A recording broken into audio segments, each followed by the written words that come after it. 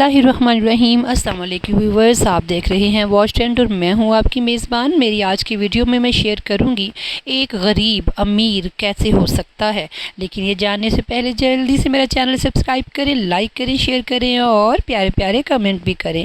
تو جناب نبی کریم صلی اللہ علیہ وسلم کا فرمان ہے، ایک لمحے کا غور و فکر 10,000 سال کی عبادت سے افضل ہے۔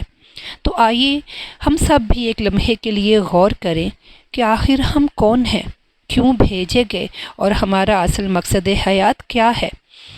اگر لا آف ایوریج کی بات کریں تو ہم میں سے 90% امیروں کے بچے امیر اور غریبوں کے بچے غریب ہی ہیں، کیونکہ ہم میں سے 90% لوگ اپنے باپ دادا ہی کو فالو کرتے ہیں۔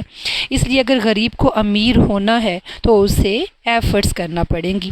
یاد رکھیے، محنت کسی کی میراث نہیں، ہمیں اپنی سوچ بدلنا ہوگی۔ اور اگر ہم اپنی سوچ بڑی کر لیں، پلانز بڑے کر لیں، کوشش بڑھا لیں تو وہ لوگ جو غریب ہیں امیر ہو سکتے ہیں، کیونکہ جب اپنا قافلہ عزم و یقین سے نکلے گا، مجھے یقین ہے کہ راستہ وہیں سے نکلے گا۔ آپ اپنی قسمت خود بھی بنا سکتے ہیں۔ جی ہاں، قسمت کا تعلق سوچ سے ہے، حالات محنت سے نہیں سوچ سے بدلتے ہیں۔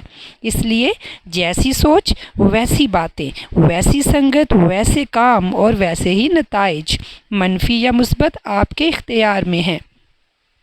کامیابی باہر نہیں، آپ کے اندر ہے۔ یاد رکھیے، ہمیں زندگی گزارنی نہیں جینی ہے۔ اس لیے انجام کا اگر ہو ڈر تو آغاز بدل ڈالو، تم کھیل وہی کھیلو، انداز بدل ڈالو۔ اپنا بہت سا خیال رکھیے اور میری اگلی ویڈیو تک کے لیے اللہ حافظ۔